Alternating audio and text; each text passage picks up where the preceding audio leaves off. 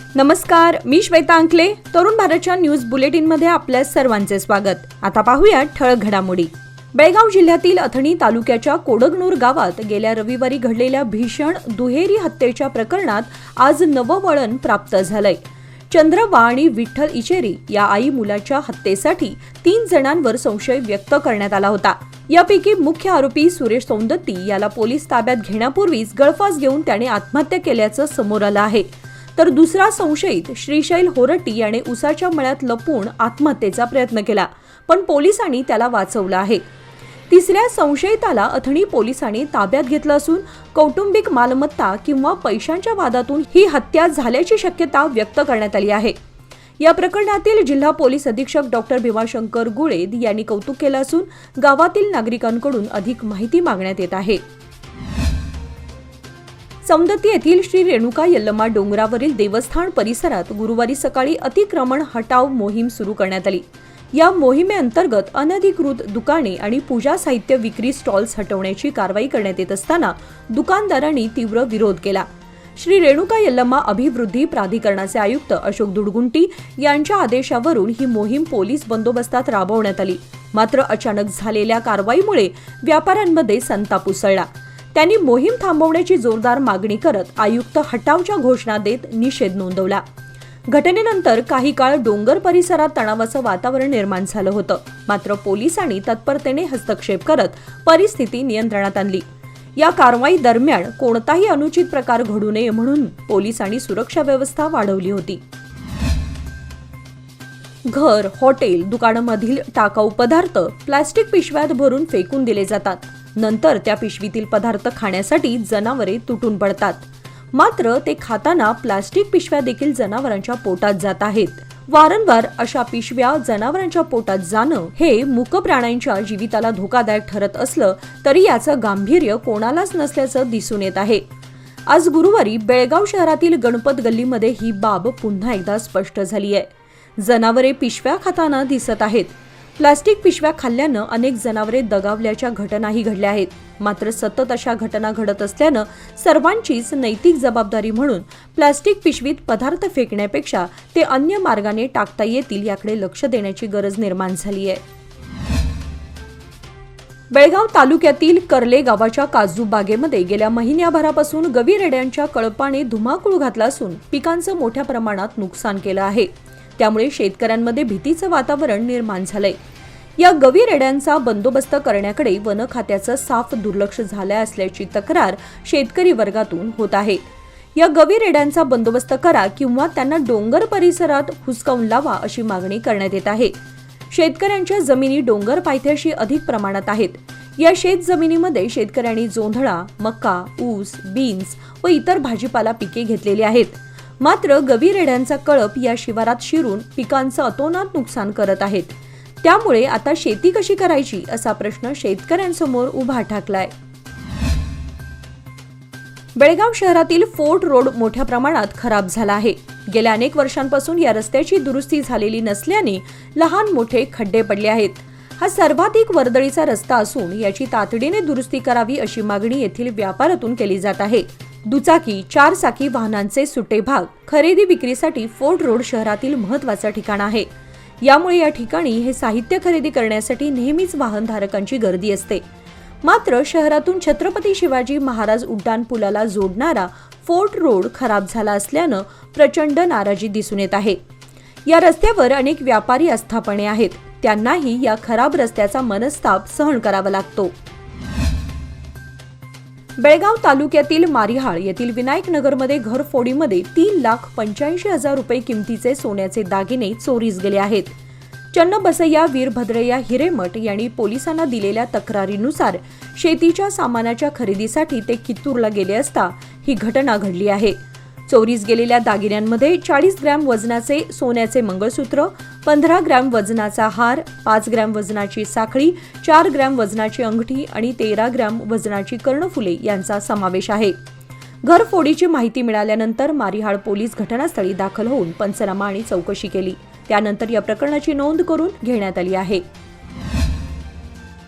बेळगाव मजगाव येथील ब्रह्मदेव कुस्तीगीर संघटनेतर्फे काल बुधवार दिनांक 16 एप्रिल 2025 रोजी आयोजित आंतरराष्ट्रीय कुस्ती मैदानामध्ये प्रथम क्रमांकाची कुस्ती महाराष्ट्राचा उगवता मल्ल शिवा महाराष्ट्र पुणे याने मैदान मारले।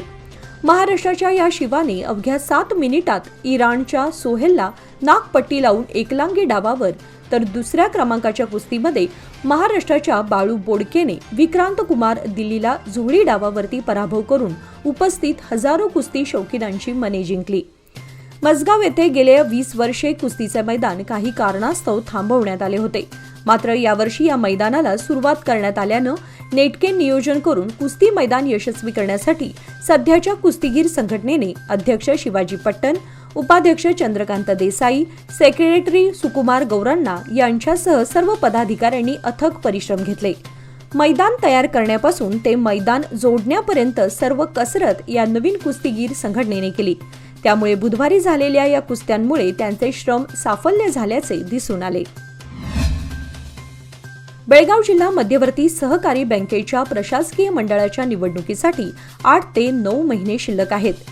मात्र संचालक होण्यासाठी इच्छुकांची मोर्चे बांधणी सुरू झाली आहे। आतापर्यंत बँकेचे राजकारण तडजोडीने चालत होते। यंदाच्या निवडणुकीत जिल्ह्यातील राजकारणातील दिग्गज कुटुंबात थेट सामना होणार असल्याची चिन्हे दिसत आहेत। राज्यात सर्वात मोठी सहकारी मध्यवर्ती बँक म्हणून नावलौकिक असलेल्या बीडीसीसी बँकेवर जिल्ह्यातील दिग्गज कुटुंबियांनी तयारी सुरू केली आहे। जिल्ह्यावर मजबूत पकड असलेल्या जारकीहोळी कुटुंबासह हेब्बाळकर कुटुंबीय, अथणीचे आमदार लक्ष्मण सौदी, रमेश कत्ती कुटुंबीय, माजी खासदार अण्णासाहेब जोल्ले यांच्यासह यंदा रामदुर्गचे आमदार अशोक पट्टण, कागवाडचे आमदार राजू कागे संचालक पदाच्या शर्यतीत असल्याची चर्चा सुरू आहे। जेएमएमसी न्यायालयाच्या आवारात पुन्हा पार्किंगची समस्या निर्माण झाली आहे। न्यायालयाच्या आवारात पार्किंग करताना दुचाकीस्वार कोणतेच नियम पाळण्यास तयार नाहीत। त्यामुळे न्यायालयाच्या कर्मचाऱ्यांनी काही ठिकाणी पार्किंग करण्यात येऊ नये यासाठी दोरी बांधली आहे। या पार्किंगला शिस्त लागावी यासाठी अनेक वेळा प्रयत्न करण्यात आले, मात्र अजूनही पार्किंगला शिस्त नसल्याचं दिसून आलं आहे। जेएमएफसी न्यायालयाच्या आवारात दुचाकीसह 4 चाकी पार्किंग केल्या जातात, मात्र त्या योग्य प्रकारे केल्या जात नाहीत। त्यामुळे समस्या निर्माण होते। जेएमएफसी न्यायालयाच्या प्रवेशद्वारासमोरच दुचाकी पार्क केल्या जात आहेत, त्यामुळे ये जा करणंही अडचणीचं ठरतं। तेव्हा पार्किंगला शिस्त लावण्यासाठी बेळगाव बार असोसिएशनने पाऊल उचलावं अशी मागणी होत आहे। थकीत वीज बिलांमुळे हेस्कॉमचे आर्थिक नुकसान होत आहे। वेळच्या वेळी बिल वसुली होत नसल्याने मागील अनेक महिन्यांपासून वीज भरणा प्रलंबित आहे। यामुळे हेस्कॉमच्या व्यवस्थापकीय संचालक वैशाली एमएन यांनी अधिकाऱ्यांसमोर नाराजी व्यक्त केली। कोणत्याही परिस्थितीत वीज बिल थकीत राहणार नाही याची काळजी घेण्याची सूचना हेस्कॉम अधिकाऱ्यांना केली। थकबाकी वसूल करण्यासाठी स्वतंत्र मोहीम आखून बिल न भरणाऱ्यांवर दंडात्मक कारवाई करण्याचा इशारा यावेळी देण्यात आला आहे। बेळगावमध्ये घरगुती वीज बिल ग्राहकांपेक्षा मोठ्या प्रमाणात थकीत आहे। अनेक वेळा सूचना करूनही त्यांच्याकडून बिल भरण्यास विलंब होतो। कनेक्शन तोडल्यास वरिष्ठ अधिकाऱ्यांकडून दबाव आणून वीज पुरवठा सुरळीत केला जातो। यामुळे हेस्कॉमचे नुकसान होत असून यावर तोडगा काढण्याची सूचना व्यवस्थापकीय संचालकांनी केली आहे। हिंडलगा ग्रामपंचायत क्षेत्रात सफाई कर्मचाऱ्यांनी कचऱ्याला आग लावल्याचे आरोप समोर आले आहेत। ही घटना गेल्या काही दिवसांपासून चर्चेचा विषय बनत आहे। या प्रकारामुळे परिसरात प्रदूषण वाढण्याची शक्यता असून नागरिकांच्या आरोग्यावरही परिणाम होऊ शकतो। संबंधित प्रशासनाने या घटनेची गंभीर दखल घेऊन दोषींवर कठोर कारवाई करण्याची गरज जोर धरू लागली आहे। यमकनबर्डी पोलीस ठाण्याच्या वतीने आज गुरुवारी दुचाकी चालवताना रस्त्यावरील सुरक्षितता आणि हेल्मेटच्या बंधनकारक वापराविषयी जागरूकता मोहीम राबवण्यात आली। या उपक्रमात पोलीस अधिकारी आणि कर्मचाऱ्यांनी रहदारी नियमांचे पालन करण्याचे आवाहन नागरिकांना केले आणि हेल्मेट न वापरल्यास होणाऱ्या गंभीर परिणामांवर माहिती पटवून दिली। या संदर्भात पोलीस अधिकाऱ्यांनी स्थानिक रहिवाशांशी संवाद साधून दुचाकी चालकांनी हेल्मेट वापरणे, गती मर्यादा पाळणे आणि वाहन चालवताना मोबाईलचा वापर टाळण्याची आवश्यकता यावर भर दिला। पूर्वीच्या काळी कुंभार खापरी म्हणजेच कौले प्रत्येक घरावर दिसून येत असे। उन्हाळ्यात संपूर्ण घरात नैसर्गिक गारवा देणारी ही कौले सध्या इतिहास जमा होऊ लागली आहेत। सुरक्षित आणि सध्याची फॅशन म्हणून घरांना स्लॅब ही प्रथा बनली आहे। अनेक ठिकाणी सिमेंट किंवा गॅल्वन पत्र्यांचा वापर देखील केला जातो. मंगलोरी कौलांचा वापर देखील कमी झाला आहे. पूर्वीच्या काळातील महत्त्वपूर्ण मानली जाणारी कुंभार खापरी तर आता पाहायला मिळत नाहीत. कुंभार खापरी घरांची संख्या कमी होत चालली आहे. त्यानुसार शाकरणीसाठी लागणाऱ्या कुशल मजुरांची संख्या देखील कमी होऊ लागली आहे. निपाणी तालुक्यात कोगनोळीसह सीमा भागात काही ठिकाणी वळीव पावसाच्या तुरळक सरी बरसल्या आहेत. परंतु सर्वत्र पुरेसा वळीव पाऊस झाला नसल्यानं या परिसरातील शेतकरी वर्ग पावसाच्या आतुरतेने वाट पाहत आहेत. या परिसरात दैनंदिन उन्हाचा तीव्र तडाखा बसत असून तापमान 39 अंशापर्यंत पोहोचलं आहे. उष्णतेमुळे आडसाली ऊस पिकाची वाढ खुंटली आहे. गेला ऊस गळीत हंगाम लवकर संपल्यामुळे आगामी हंगामात आडसाली ऊस लागण करावयाच्या क्षेत्राच्या नांगरटीचं काम शेतकरी वर्गानं संपवलं आहे.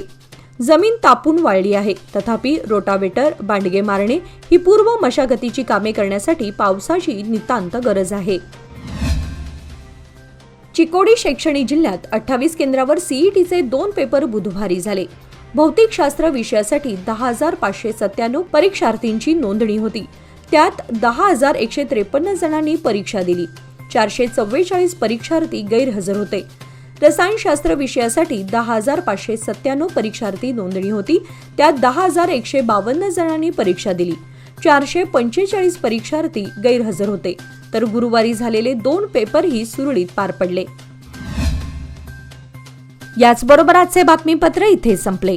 अधिक माहिती आणि ताज्या घडामोडींसाठी पाहत रहा तरुण भारत न्यूज चॅनल. तसेच आमच्या चॅनलला लाईक, शेअर आणि सबस्क्राईब करायला विसरू नका. आणि विश्वासार्ह बातम्यांसाठी दररोज वाचा दैनिक तरुण भारत. धन्यवाद.